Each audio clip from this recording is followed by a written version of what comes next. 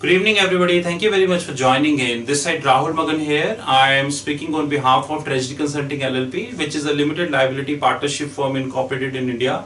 We are having multiple business domain, and today we are speaking about a topic which is helicopter money impact on fixed income market.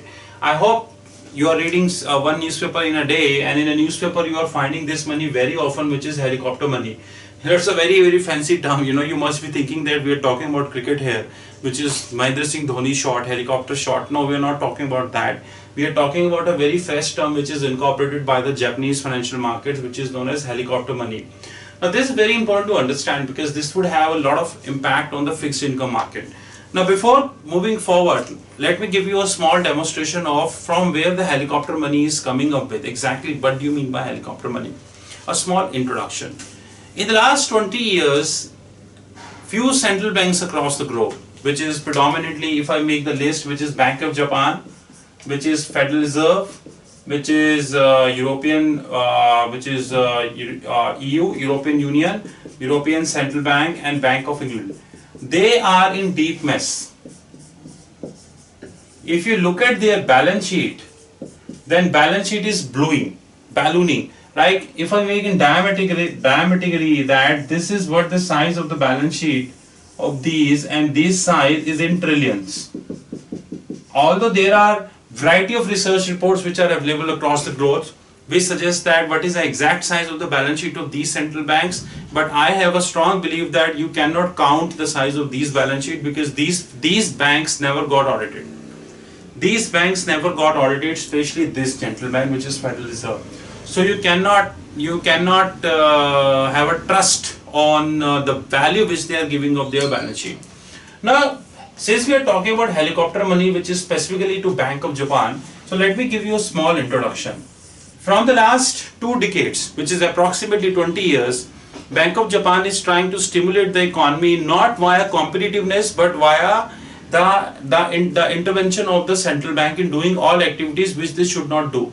Please be note that economy cannot be revived only because of the intervention of the central bank. You also need to do a lot of stuff. You need to maintain the competitiveness in the economy. Now we understand that Tokyo is following QQE, which is qualitative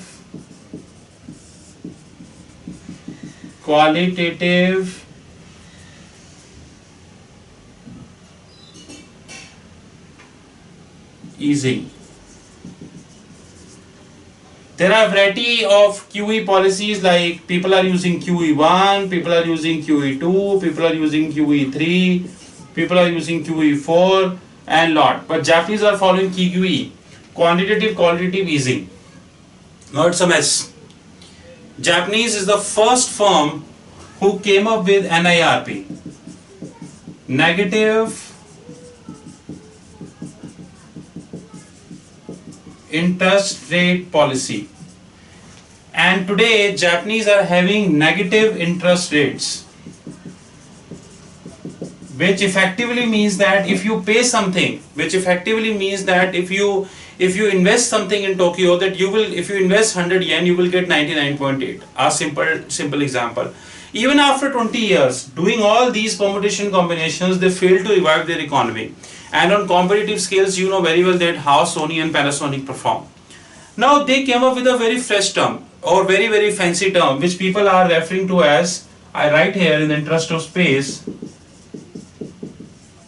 people are referring to as helicopter money. Now let me explain the definition of the helicopter money. Helicopter money or explicit debt monetization is an uncharted territory for a central bank. Central banks across the globe having several rounds of quantitative easing, qualitative quantitative easing along with the NIRP. Sitting today, more than $20 trillion of the sovereign national debt is having NIRP. Now let me tell you the technical definition of the helicopter money, what helicopter money stands. Now helicopter money refers to the direct financing of fiscal spending by a central bank or a direct money transfer to the private sector by a central bank. In Japan, the focus of the dimension is on the same set of policy. At present, Japanese government prohibited from directly lending from central bank under Article 5 of the Finance Act.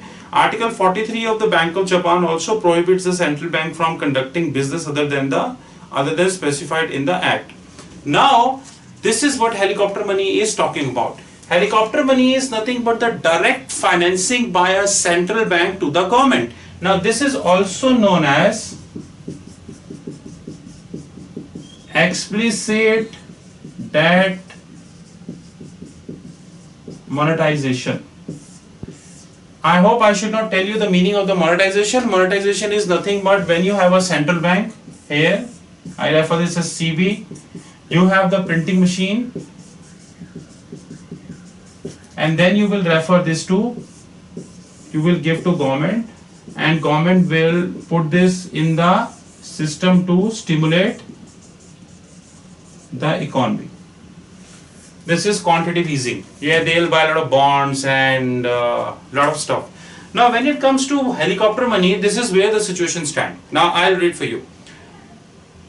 Helicopter money should be considered as a last resort for now.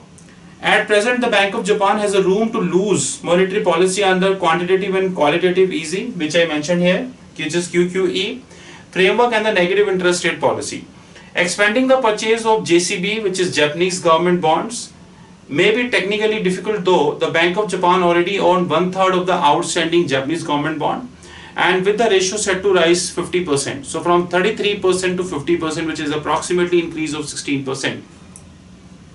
By 2018, alternately, Bank of Japan would increase purchase of other assets like local government securities, corporate bonds, and equity. The Bank of Japan could further cut the interest rate on the excess reserve from negative 0.0, which is from negative 0.0 to negative 0.4%, which is what ECB here. So what is the purpose here?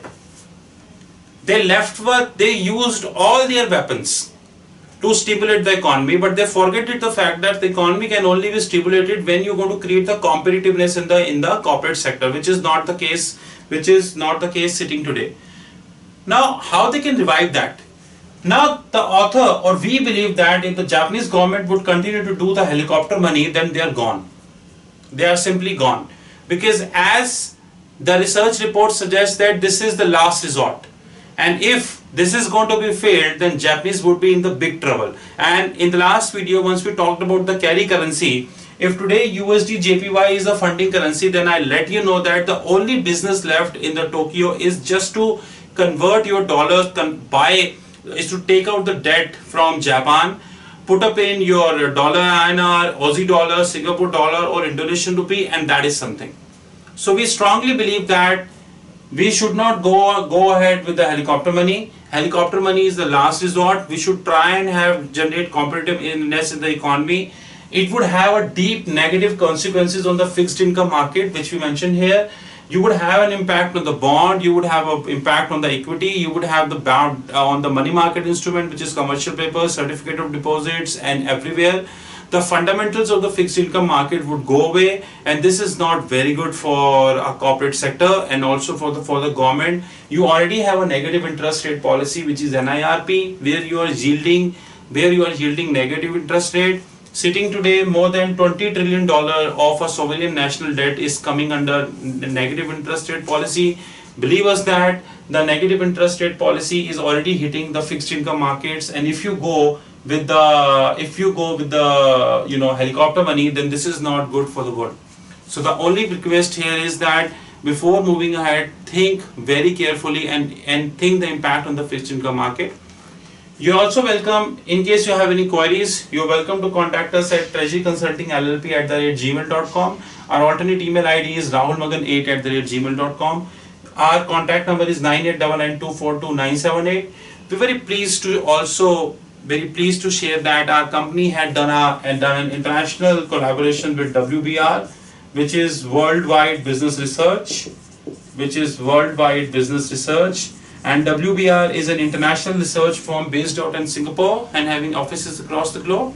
I personally going in November in Singapore, and where I'm going to present my company and on foreign exchange markets, and also representing other thoughts as well. And all the Maverick Trading members or the followers of the YouTube, If they're going to attend this, let us know. You will get a discount of 15%. Thank you, and I hope the video suits you.